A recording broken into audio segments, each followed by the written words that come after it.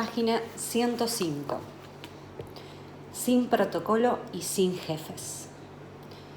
Cuando tomábamos vacaciones, no viajábamos como el resto de muchos gobernadores, que lo hacían avistando a los consulados o embajadas del país para que lo fueran a buscar o le facilitaran trámites. Hasta que Néstor fue presidente, siempre viajamos como turistas y no como funcionarios. Néstor, yo también, detestaba lo protocolar, igual que las grandes reuniones sociales, esas donde la gente se reúne, más que para hablar, para mostrarse o aparecer en las revistas del corazón o en las secciones especiales de algún diario. Por suerte, a los dos nos gustaba más compartir una reunión con amigos hablando de política o con la familia. Siempre me gustaron las reuniones familiares. En Santa Cruz solíamos compartir muchos asados en la casa de Alicia. Néstor nunca supo hacerlos. O los domingos en la residencia cuando él fue elegido como gobernador, ya que su madre había ido a vivir con nosotros. A partir del 2003, todos los domingos almorzábamos con la familia en Olivos. Mi hermana y mi mamá llegaban de La Plata. Natalia, la hija de Alicia, y su marido Patricio, que todavía vivían en Buenos Aires, después se fueron a vivir al Calafate, también venían. Alicia, su otra hija Romina y María, mi suegra, si estaban en Buenos Aires, nunca faltaban. Lo mismo que Máximo cuando viajaba a la capital. Nos encantaba estar todos juntos comiendo y hablando. Disfrutábamos mucho de todo, de la charla, de las peleas que Néstor armaba, de las cosas que le decía a su madre. Fue así durante los 12 años y medio, aunque claro, después del 27 de octubre del 2010, nunca más fue lo mismo. Es curioso que con todas las cosas que han dicho y escrito, nunca trascendieron esas cálidas reuniones familiares. Tal vez la difusión de lo que realmente acontecía en Olivos no era apropiada para los que planificaban y ejecutaban la destrucción personal y familiar de los Kirchner. Néstor siempre fue muy familiero. Siempre sentí una enorme protección de su parte. Me había convencido que a su lado no me podía pasar nada. Y no era solamente yo. Mucha gente sentía lo mismo. Como que él podía solucionar todos los problemas, hasta los personales. En Santa Cruz, cuando era gobernador, esa relación era casi de persona a persona. Más de una vez atendió a audiencias donde le venían a contar los problemas de un divorcio o una pelea familiar. Increíble. Solo en 2 oportunidades sentí que el rol se había invertido y era yo la que tenía que protegerlo. Una ocurrió en La Plata en 1976. Estábamos trabajando en la oficina del Ministerio de Economía y nos llamó mi mamá pidiéndonos que por favor vayamos urgente para su casa. Cuando llegamos estaba mi papá con una cara que no podía ser. Mi abuela Amparo, su madre, que vivía enfrente de nuestra casa en Citibel, le había avisado que había ido a buscarnos a casa en varios autos. Eufemismo que ya en plena dictadura significaba secuestro y desaparición. Mi padre desesperado me miró a mí sola y me dijo: "Te saco del país". Hacía unos días en Las Flores, provincia de Buenos Aires, habían detenido y estaba desaparecido Carlos Chiche, la abuelita, que había vivido con nosotros en Citibel, junto a su mujer Gladys de Alessandro, hasta después del golpe militar. No me voy a olvidar nunca de aquella reunión con mi padre. Estábamos en la cocina de casa y repetía desesperado: "Te saco del país, te saco del país", ignorándolo a Néstor, que al lado mío miraba la escena sin decir una palabra. Estaba más claro que él no figuraba en los planes de salvataje de mi padre. En ese momento sí lo vi absolutamente desprotegido y sin embargo no le dije no. Ella no se va. Y sin embargo no le dijo no, ella no se va.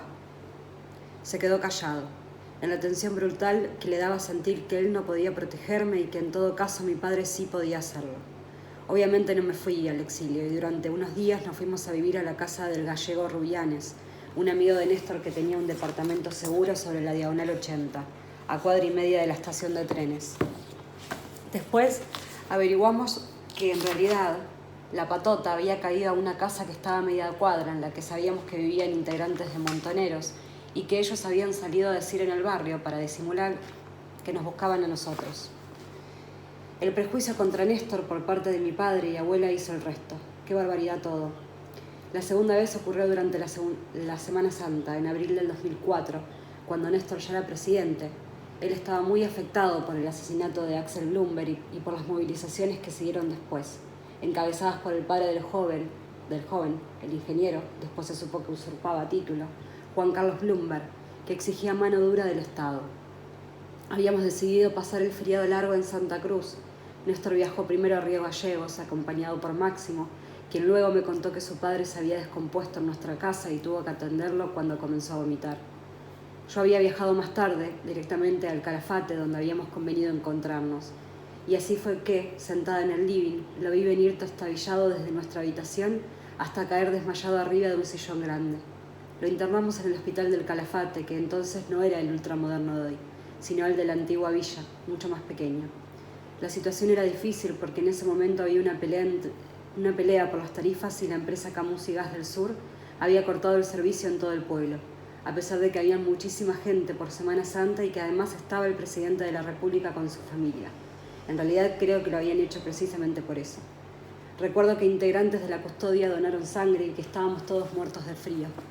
Tuvimos que llevar una garrafa para que pudieran hacerse algunos análisis del laboratorio que requerían calor. A las 5 de la mañana me fui a dormir un rato. Me acosté vestida por el frío y para poder volver rápido al hospital. Néstor había perdido mucha sangre, había tenido una hemorragia interna y estaba pálido, blanco, amarillento, sentado en una habitación chiquita. Se lo veía muy mal, deteriorado. Nunca lo volví a ver tan débil físicamente, ni siquiera cuando tuvo, más adelante, la obstrucción de carótidas. Yo le había preguntado al médico qué era más conveniente, si llevarlo a Buenos Aires o a Río Gallegos. Me dijo que a Gallegos, porque era más cerca. Pregunté si allí teníamos la tecnología suficiente. La respuesta no se demoró. Sí, la teníamos. Recién habíamos dejado la gobernación y el nuevo y ultramoderno hospital de Río Gallegos que habíamos construido seguía funcionando a la perfección. Le dije, te vamos a llamar a Gallegos. Y él no discutió. En otro momento hubiese dicho qué hacer, pero esa vez solo dijo, con apenas un hilo de voz, no dejes que me vean así. Él detestaba que lo vieran débil, lo entendí. No te preocupes, nadie te va a ver así, solo sobre mi cadáver. Lo tranquilicé y cumplí. Organizamos un operativo tremendo. Primero en la salida del Calafate y después en la llegada a Río Gallegos, en donde, pese a que había fotógrafos y cámaras de televisión, no pudieron capturar una sola imagen suya en ese estado. El dispositivo organizado había funcionado a la perfección. Ya en el hospital de Río Gallegos le hicieron análisis cada media hora y los médicos dijeron, a las 3 de la tarde hacemos el último. Si vuelve a dar negativo, tiene que entrar al quirófano. Néstor no se quería operar. Hablé con Máximo. Hay que operarlo, tenemos que decírselo como si fuera una orden. Ya junto a su cama casi le ordené. Hablé con el doctor y con Máximo, hay que operarte. No me contestó.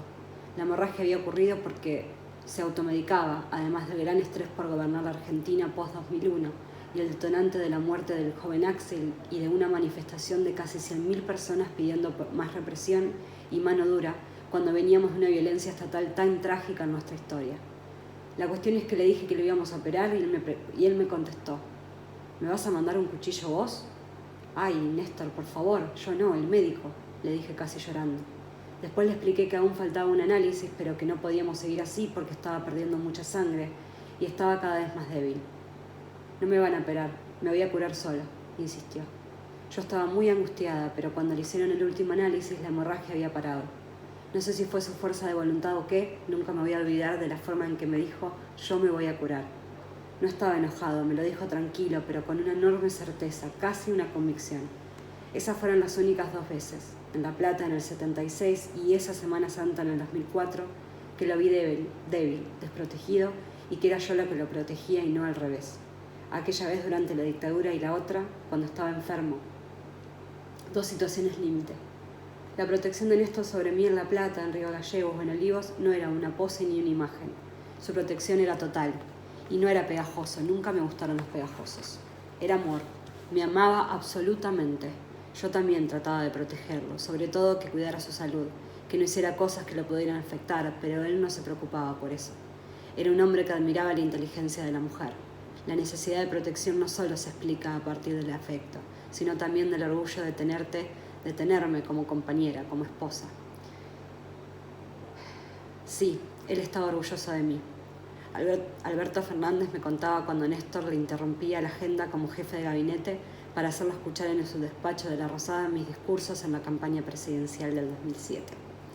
O Mario Iggi, el intendente de José Cepaz, cuando iba a visitarlo a Olivos y lo sentaba a escuchar alguna de mis cadenas nacionales como presidenta. O Oscar Parrilli, cuando me contó que al visitar nuestra casa de Río Gallegos, que más tarde vendimos, Néstor lo arrastró hasta el último piso para mostrarle mi inmensa y adorada biblioteca.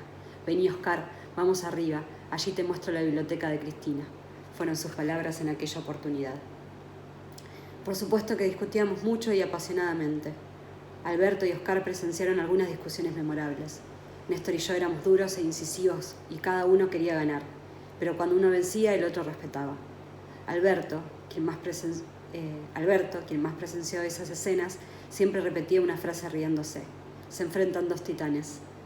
Con Néstor discutíamos por todas las cosas cotidianas por las que discuten las parejas, pero los mayores debates se daban por política. Una de ellas fue cuando Eduardo Duhalde, designado presidente del 2002, le ofreció a Néstor la jefatura de gabinete. Alberto estaba de acuerdo y lo estaba convenciendo. Argumentaba que eso le iba a servir como vidriera para mostrarse. En ese tiempo yo era mucho más conocida que él. Mis enfrentamientos en el Senado con los menemistas, mi posterior expulsión del bloque y mi intervención en el debate de hielos continentales me había hecho muy conocida. Alberto decía que ese cargo le iba a permitir a Néstor desplegar su capacidad de gestión y ser conocido. Yo no estaba de acuerdo y, al contrario, le decía que nunca iba a hacer su gestión y por lo tanto no iba a tener nada que mostrar. Cuando vi que podía llegar a perder la discusión, le dije: «Si vos aceptás ser jefe de gabinete, olvídate de mí, me voy». Estábamos en nuestro departamento de la calle Uruguay, en Buenos Aires, y Néstor tenía que ir a la Casa Rosada para contestar si aceptaba o no el ofrecimiento. Le repetí: «Te lo juro que si decís que sí, cuando volvés no me encontrás acá». No le dije me voy a divorciar, pero sí me voy, porque yo sabía que había dos cosas que él no aguantaba: que yo no le hablara y no verme. Él resistía, pero cuando estaba 5 o 6 horas sin hablarle o sin verlo a propósito, se desesperaba. Cuando llegaba de afuera, lo primero que me preguntaba era: «¿Y Cristina? ¿Se había empleado será? ¿Y la doctora? ¿Y dónde está tu madre?», si solo estaba en Máximo Florencia. Lo cierto es que a las 2 horas de haber partido a la reunión con Duhalde, me llamó por teléfono.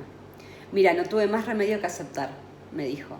No le respondí y como estuve muda por unos segundos, enseguida me dijo: «Mentira, gorda, es una broma». Debe haber pensado que había tirado el teléfono o que me había ido. Finalmente no aceptó. Los últimos tiempos había adquirido esa costumbre horrible que yo detestaba de decirme gorda, arrastrando la R. Sabía que me molestaba y siempre se reía. Qué mañoso.